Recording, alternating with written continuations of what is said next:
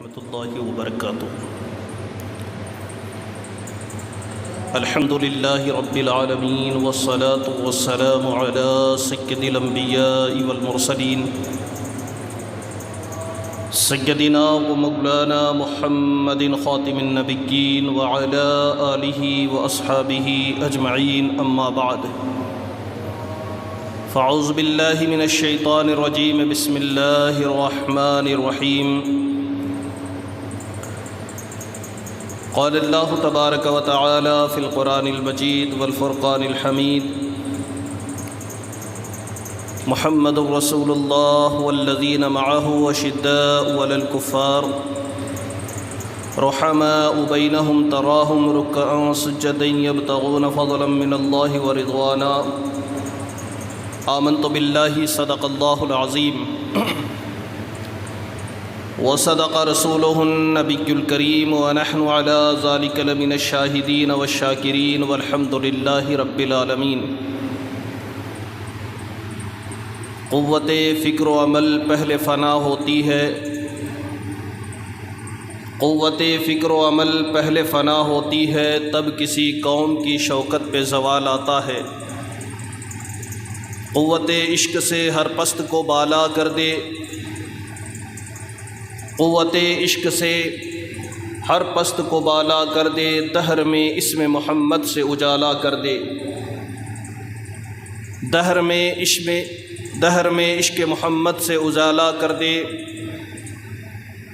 محترم سامعین کرام، آئیے ہم اور آپ مل کر نہایت ہی عقیدت، محبت، ادب و احترام کے ساتھ حضور نبی اکرم نور مجسم شاہ آدم و بنی آدم رسول محتشم شافع امم، اللہ کے پیارے امت کے سہارے مکی مدنی سلطان رحمت عالمیان جناب احمد مجتبیٰ حضرت محمد مصطفیٰ صلی اللہ علیہ وسلم کی بارگاہ میں جھوم کر درود پاک کا نذرانہ پیش کریں۔ اللہم صلی علی سیدنا و مولانا محمد وبارک وسلم، صلاۃ و سلاما علیک یا رسول اللہ صلی اللہ تعالی علیہ وسلم۔ آج محرم الحرام شریف کی 20 تاریخ ہے۔ آج ہمیں یہ تاریخ یاد دلاتی ہے اس ہستی کی جسے عشق و محبت کا قافلہ سالار کہتے ہیں، یعنی مؤذن رسول، سید المؤذنین، عاشق ماہ نبوت، صحابی رسول حضرت سیدنا بلال حبشی رضی اللہ تعالی عنہ۔ یہ وہ ہستی ہیں جن کو بارگاہ مصطفیٰ صلی اللہ علیہ وسلم میں ایک خاص مقام حاصل تھا۔ سیدنا بلال حبشی رضی اللہ تعالی عنہ کو قافلہ عشق کا سالار اس لیے کہا جاتا ہے کہ آپ کے دل میں اللہ کے رسول صلی اللہ علیہ وسلم کی جو محبت تھی، آپ کے دل میں حضور کی جو چاہت تھی، جو عشق تھا، رہتی دنیا تک جتنے بھی حضور کے چاہنے والے پیدا ہوئے یا ہونے والے ہیں، ان سب کے لیے حضرت بلال ایک مشعل راہ کی حیثیت رکھتے ہیں۔ سیدنا بلال حبشی رضی اللہ تعالی عنہ دین اسلام پر استقامت اور دین اسلام پر مضبوطی کے ساتھ جمع رہنے کی ایسی مثال آپ پیش فرماتے ہیں جو رہتی دنیا تک شاید ہی کوئی پیش کر پائے۔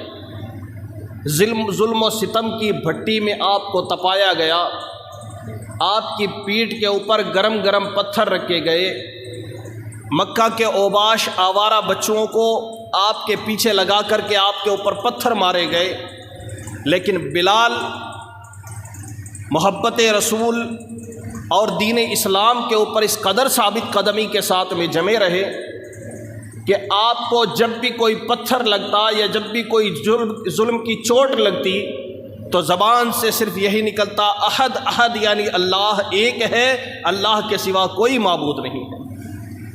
حضرت بلال حبشی رضی اللہ تعالیٰ عنہ اسلام لانے سے پہلے جن کو کوئی نہیں جانتا تھا، مکہ کا ایک کافر ہے عبداللہ بن جدعان، اس کے پاس 100 سے زیادہ غلام ہوا کرتے تھے۔ یہ اتنا مالدار شخص تھا کہ اسے پتہ بھی نہیں کہ اس کے غلاموں کے چہرے کیسے ہیں۔ انہی غلاموں میں حضرت بلال بھی ایک غلام تھے جن کی ذمہ داری یہ تھی کہ وہ عبداللہ بن جدعان کی بکریاں چرایا کرتے تھے۔ یہ اس زمانے کا واقعہ ہے جب نبی کونین صلی اللہ علیہ وسلم نے اعلان نبوت فرمایا اور چند دن ہوئے تھے۔ حضرت سیدنا ابو بکر صدیق رضی اللہ تعالیٰ عنہ کے ساتھ غار حرا میں حضور عبادت الہی میں مصروف تھے۔ بلال بکریاں چراتے چراتے وہاں آ جاتے ہیں۔ جب حضور نے دیکھا کہ ایک چرواہا ہے، حبشی نسل ہے، کالا کلوٹا ہے اور بکریاں چرا رہا ہے، تو آپ نے اس کو پکارا، کیا اے چرواہے، تمہاری ان بکریوں میں سے جس کا دودھ ہوتا ہو وہ تھوڑا سا دودھ کیا تم ہمیں پلا سکتے ہو؟ تو حضرت بلال کہنے لگے کہ میں ساری بکریوں پر تو میرا اختیار نہیں ہے، ایک بکری پر میرا اختیار ہے کہ میں اس کا دودھ پی سکتا ہوں، لہٰذا وہ بکری میں آپ کے حوالے کرتا ہوں۔ وہ بکری لے کر حضور کے پاس آیا۔ نبی کونین صلی اللہ علیہ وسلم نے اپنے برکت والے ہاتھوں سے اس بکری کا دودھ دونا شروع کیا۔ آپ کے پاس لکڑی کا جو بڑا سا پیالہ تھا وہ پورا پیالہ دودھ سے بھر گیا۔ آقا کریم صلی اللہ علیہ وسلم نے اس کا دودھ نوش فرمایا۔ جب پیالہ خالی ہو گیا تو پھر حضور نے بکری کا دودھ دونا شروع کیا اور وہ پیالہ پھر سے بھر گیا اور وہ حضرت ابوبکر صدیق رضی اللہ تعالیٰ عنہ کو آپ نے عطا فرمایا۔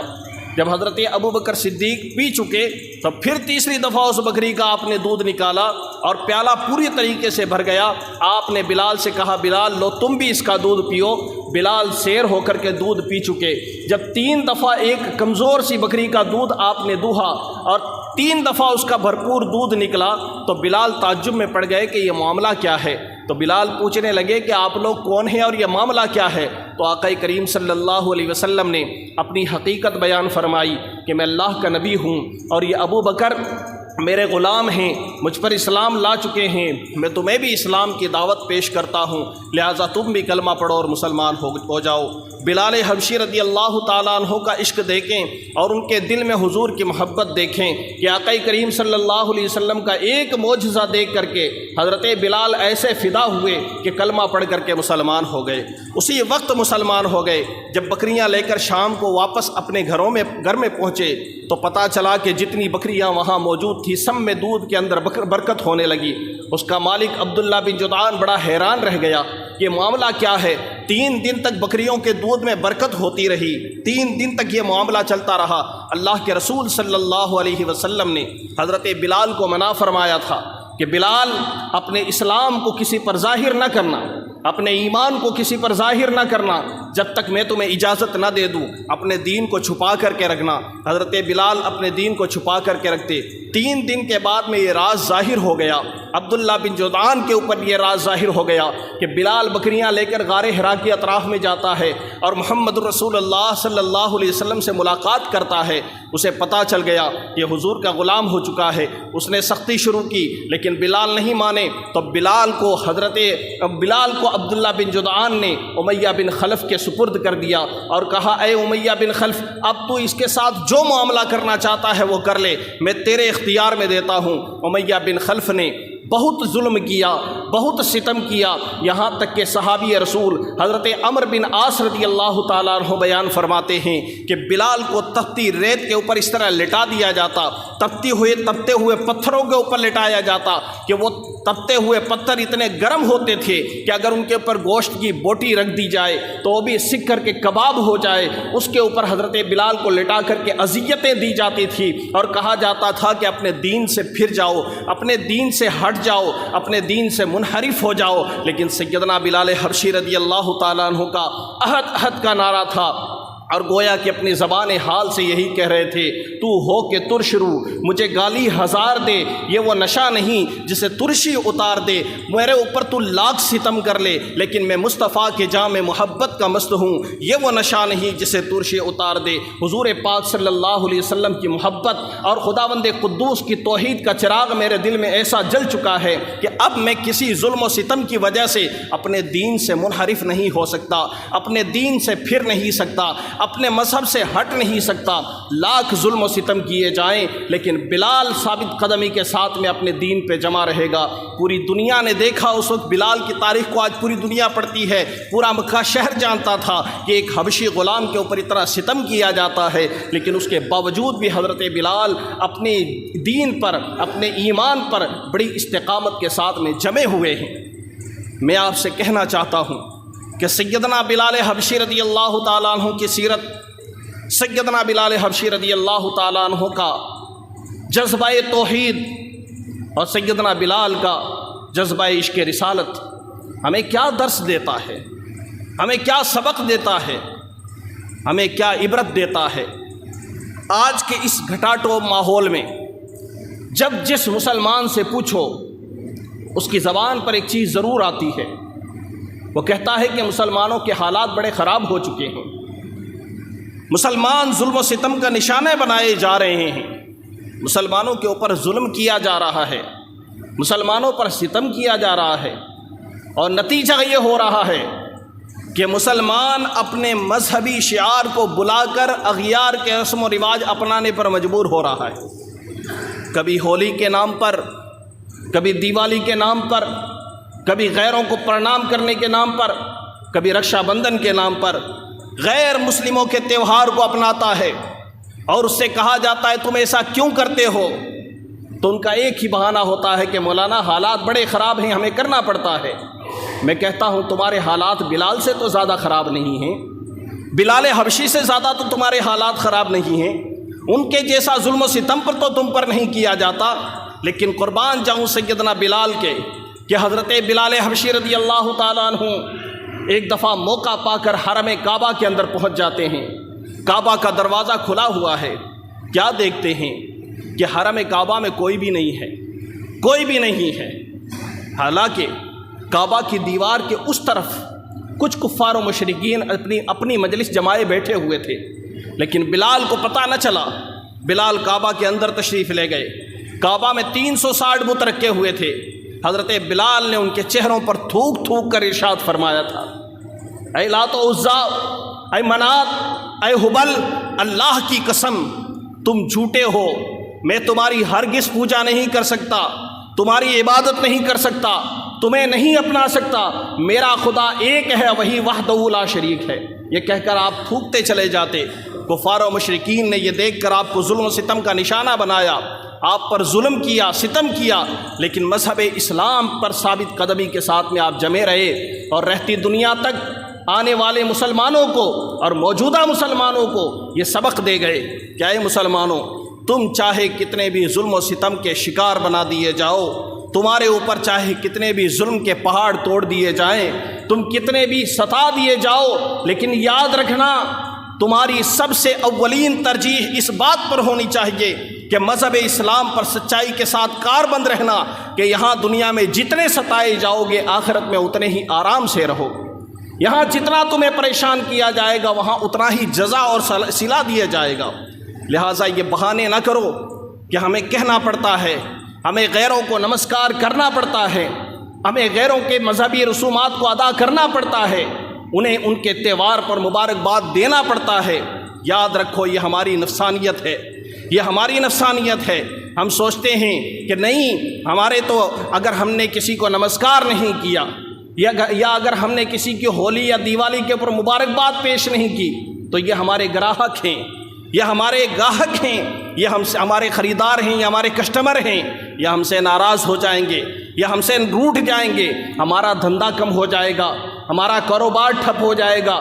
اس لیے ہمیں مجبوراً اپنے کاروبار کو چلانے کے لیے، اپنی دکانداری چلانے کے لیے، اپنی روزی چلانے کے لیے ہمیں ان کو نمسکار بھی کرنا پڑتا ہے، ہمیں ان کے سامنے جھکنا بھی پڑتا ہے، ان کے سامنے ہاتھ بھی جوڑنے پڑتے ہیں، ان کو ہولی دیوالی کی مبارکباد بھی دینی پڑتی ہے۔ اس کی وجہ یہ ہے کہ ہمیں اپنا کاروبار چلانا ہوتا ہے یا ہمیں اپنی سیاست چلانی ہوتی ہے۔ اللہ اکبر مسلمانوں، تمہارے کتنے برے دن آ گئے، تمہیں اللہ کی ذات پر بھروسہ نہیں ہے۔ قرآن کہتا ہے وَمَا مِن دَابَّةٍ فِي الْأَرْضِ إِلَّا عَلَى اللَّهِ رِزْقُهَا، کہ دنیا میں رہنے والی جتنی بھی چیزیں ہیں، جو بھی جاندار چیز ہے، سب کے رزق کا ذمہ اللہ نے لیا ہے۔ جب روزی کا ذمہ اللہ نے لے لیا ہے تو تم کیوں کسی غیر کے اوپر بھروسہ کرتے ہو؟ اللہ کی ذات پر بھروسہ کرو، اپنے مذہب پر کاربند رہو۔ یاد رکھو، غیروں کو ان کے مذہبی رسومات کے اوپر مبارکباد دینا حرام ہے، حرام ہے، حرام ہے۔ اور نمسکار کا معنی جانتے ہوئے بھی کسی کو نمسکار کرنا کفر ہے۔ نمسکار کا معنی جانتے ہوئے بھی کسی کو نمسکار کرنا کفر ہے۔ ایسی روزی کس کام کی جو تمہیں مذہب اسلام سے ہٹا دے؟ ایسا کاروبار کس کام کا جو تمہیں جنت سے نکال کر جہنم میں داخل کر دے؟ خدا کے واسطے ہوش کے ناخن لو۔ یاد رکھو، آپ سوچتے ہوں گے کہ مسجد کے محراب میں کھڑا ہو کر کے بولنا آسان کام ہے۔ ہاں، میرے لیے آسان کام ہو سکتا ہے، لیکن سیدنا بلال حبشی کے لیے تو آسان کام نہیں تھا۔ انہوں نے تو تمہیں دکھا دیا، انہوں نے تو تمہیں بتا دیا کہ بلال اکیلا ہے، اس کا کوئی خاندان نہیں ہے، خاندانی بیک گراؤنڈ نہیں ہے، کوئی خاندانی پس منظر نہیں ہے۔ بلال کالا کلوٹا ہے، قریشی بھی نہیں ہے۔ بلال غلام ہے، کوئی آزاد آدمی بھی نہیں ہے۔ بلال ایسی شخصیت ہے کہ جس کی کوئی پہچان بھی نہیں ہے، جس کا کوئی سورس نہیں ہے، جس کی کوئی طاقت نہیں ہے، لیکن اس کے باوجود بھی بلال عہد کا نعرہ لگاتا ہے، بلال عشق رسالت کا نعرہ لگاتا ہے۔ کس بنیاد پر؟ یہ بلال کا جوش ایمانی ہی تو بول رہا تھا، بلال کی طاقت ایمانی ہی تو بول رہی تھی، جو کہہ رہی تھی کہ اے مسلمانوں، لاکھ تمہارے اوپر ظلم و ستم کے پہاڑ توڑے جائیں لیکن اسلام کے اوپر ثابت قدمی کے ساتھ میں جمے رہنا۔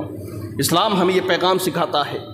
اس لیے جب لگے نا، جب احساس ہو ہمیں کہ ہاں ہم کسی کو ناراض نہیں کر سکتے، اس لیے ہمیں مبارکباد بھی دینی پڑتی ہے۔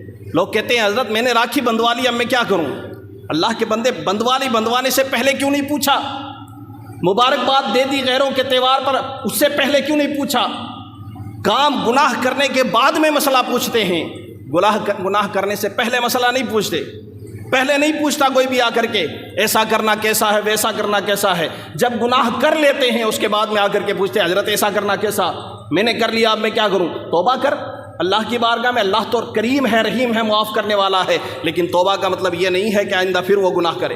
توبہ کا مطلب یہ ہے کہ آدمی اپنے کیے پر شرمندہ بھی ہو، اللہ سے معافی بھی مانگے اور آئندہ نہ کرنے کا عہد مصمم کرے، تب جا کر کے توبہ ہوتی ہے۔ صرف زبان سے استغفر اللہ پڑھنے سے توبہ نہیں ہوا کرتی ہے۔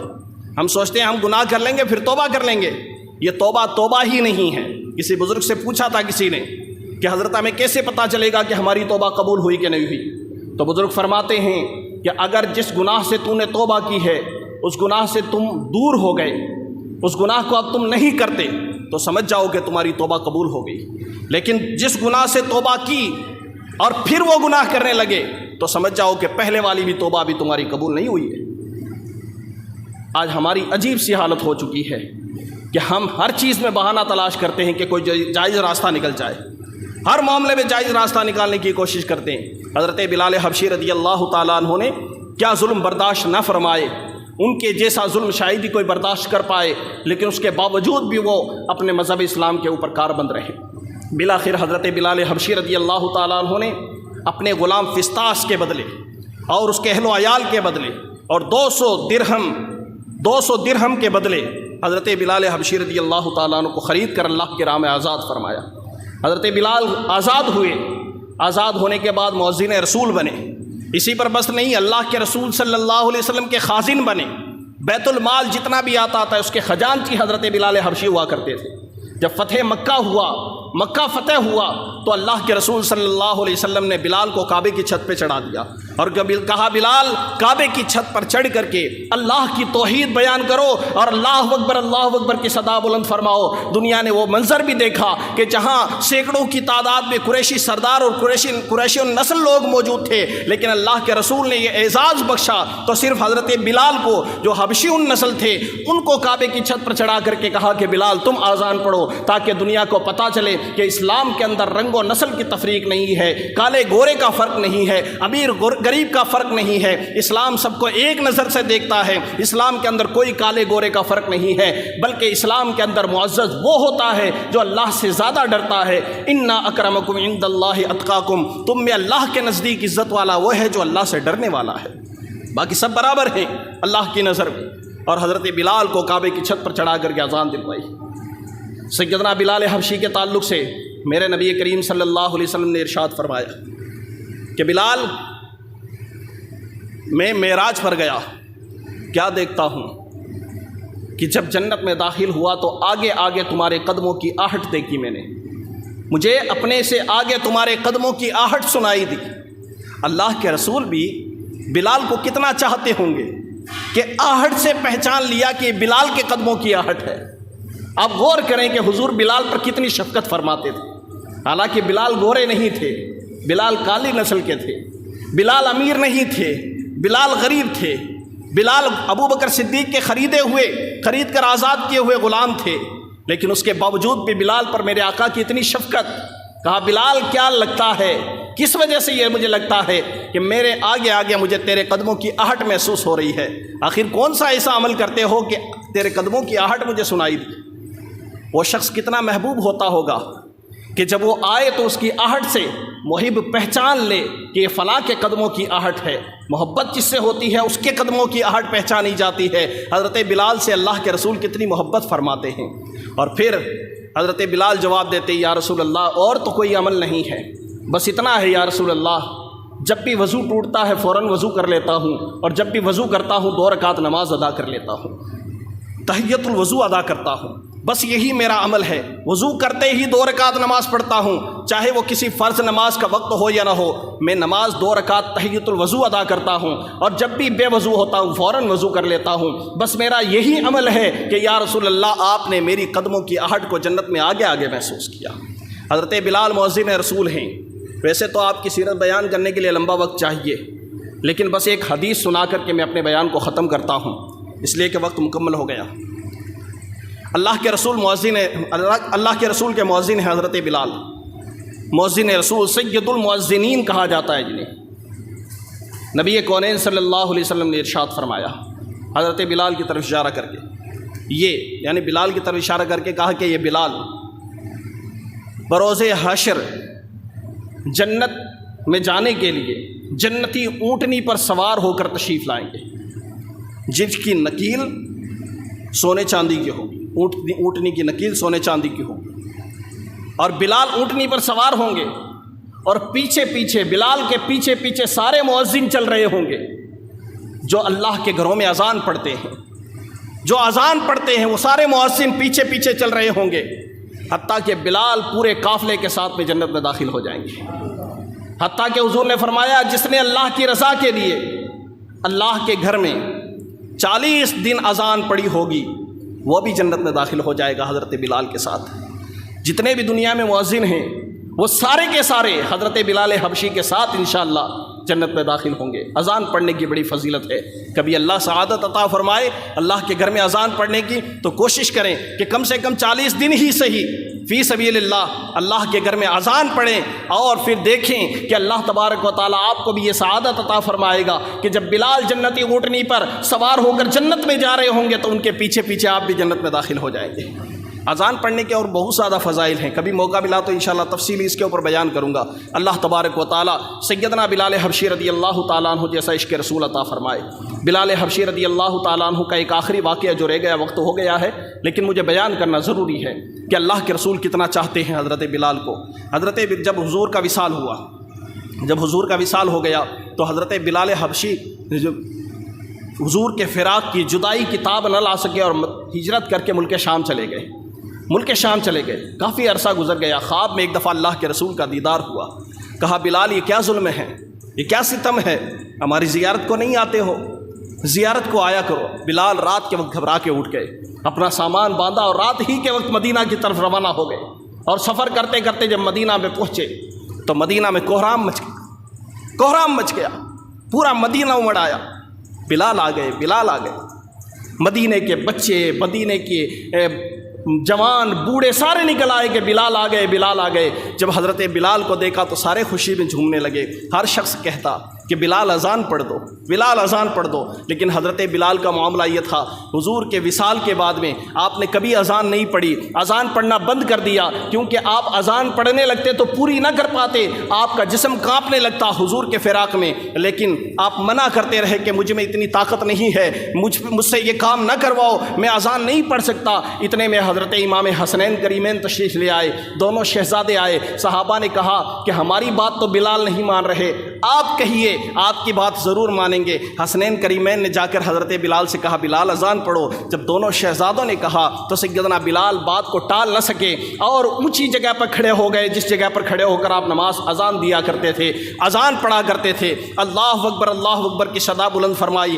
جب اشہد ان محمد رسول اللہ پر پہنچے تو آپ کی آنکھوں سے آنسو جاری ہو گئے، جسم کانپنے لگا، اور حضرت بلال حبشی زمین پر بیٹھ گئے اور زمین پر بیٹھ کر کہنے لگے کہ دیکھو ذرا، کیا میرے آقا صلی اللہ علیہ وسلم حجرے سے باہر تشریف لے آئے ہیں؟ کیونکہ جب میں اشہد ان محمد رسول اللہ پڑھتا تھا تو میرے آقا حجرے سے باہر تشریف لایا کرتے تھے، لہٰذا آج بلال کو حضور صلی اللہ علیہ وسلم کے دیدار کی تاب ہے، حضور کے دیدار کی خواہش ہے، لہٰذا کوئی دیکھو تو حضور باہر تشریف لائے ہیں۔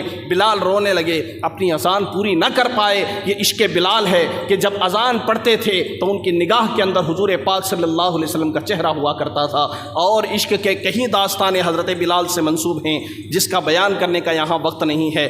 آج 20 محرم الحرام شریف ہے، آج سیدنا بلال حبشی رضی اللہ تعالیٰ عنہ کا یوم وصال ہے۔ آپ تمام حضرات سے میری گزارش ہے کہ اپنے اپنے گھروں میں جب آج شام کے وقت یا جس وقت بھی آپ کھانا کھانے بیٹھیں تو سیدنا بلال حبشی رضی اللہ تعالیٰ عنہ کے نام کی فاتحہ لگا کر ان کی روح کو ایصال ثواب کریں۔ اللہ تبارک و تعالیٰ ہمیں سیدنا بلال حبشی رضی اللہ تعالیٰ عنہ کے صدقے میں عشق رسالت صلی اللہ تعالیٰ علیہ وسلم کا تحفہ عطا فرمائے، اور بلال حبشی کے صدقے میں ہمیں بھی سچا پکا عاشق رسول بنائے۔ جو بیان کیا اس میں قصدن یا سہون غلطی ہوئی ہو تو اللہ مجھے معاف فرمائے۔ استغفر اللہ ربی من کل ذنب واتوب الیہ۔ السلام علیکم۔